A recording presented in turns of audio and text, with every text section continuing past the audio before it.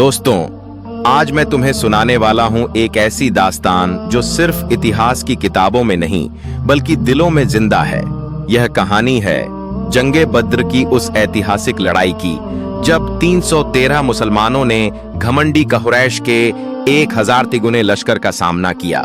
यह दास्तान है हक और बातिल की टक्कर की, बहादुरी और ईमान की मिसाल की, और उस दिन की जब अल्लाह ने अपने बंदों के साहस और सब्र से इतिहास बदल दिया। अब तुम तैयार हो जाओ, क्योंकि जो तुम सुनने वाले हो वह कोई आम लड़ाई नहीं, वह है बद्र का मैदान, जहां इतिहास खुद गवाही देता है, तलवारें बोलती हैं और फरिश्ते उतर आते हैं। दोस्तों, वो दिन था जब रेगिस्तान की रेत गवाह बनी, आसमान झुक कर देख रहा था और फरिश्ते उतरकर मैदान में आ गए थे। ये कोई आम दिन नहीं था, ये था यौम फुरकान, हक और बातिल के टकराने का दिन, बद्र का दिन। मदीना की गलियों में बेचैनी थी।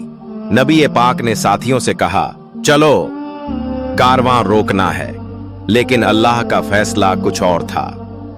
कारवां छूट गया और सामने आ गया 1000 का लश्कर, मक्का का, घमंडी कुरैश का।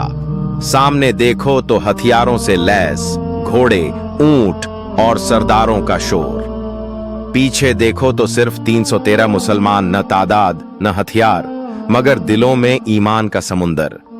बद्र का मैदान, चारों तरफ रेत, बीच में पानी के कुएं। मुसलमानों ने अल्लाह की मदद से कुओं के पास डेरा डाला। सरदारे दो जहां ने रात भर सजदा किया, ऐ अल्लाह, अगर आज ये जमात मिट गई तो फिर तेरी इबादत करने वाला कोई न रहेगा। सुबह का सूरज निकला। कुरैश की तरफ से उतबा, शैबा और वलीद मैदान में आए। मुसलमानों की तरफ से हजरत हमजा, हजरत अली और हजरत उबैदा। तलवारें टकराई धड़ाम, रेत उड़ने लगी। कुछ ही लम्हों में हमजा ने शैबा को गिरा दिया, अली ने वलीद को मार गिराया। उबैदा जख्मी हुए, मगर जीत मुसलमानों की हुई। अब दोनों तरफ की फौजें भिड़ गईं। कुरैश के शोरगुल में नबी ने अपने साथियों से कहा, कदम जमाए रहो, जन्नत तुम्हारे सामने है। इतना सुनना था कि साथियों के दिल जोश से भर गए। तलवारें चमकी, तीर बरसे, और तभी आसमान से आवाज आई, मैं जिब्रील हूं, मैं तुम्हारे साथ हूं। हां, फरिश्ते उतर चुके थे। एक एक मोमिन 10-10 काफिरों पर भारी पड़ रहा था। घमंड का पहाड़ अबू जहल भी इसी मैदान में गिरा। कुरैश के 70 सरदार मारे गए, 70 कैदी बने।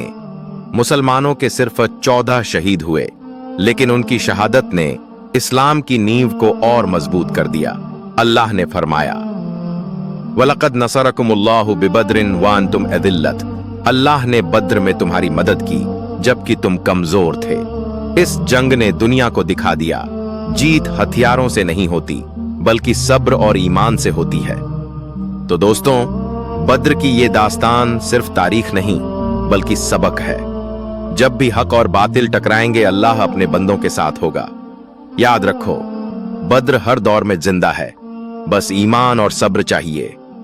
अगर आपको यह कहानी पसंद आई हो तो इसे शेयर कीजिए, चैनल को सब्सक्राइब कीजिए।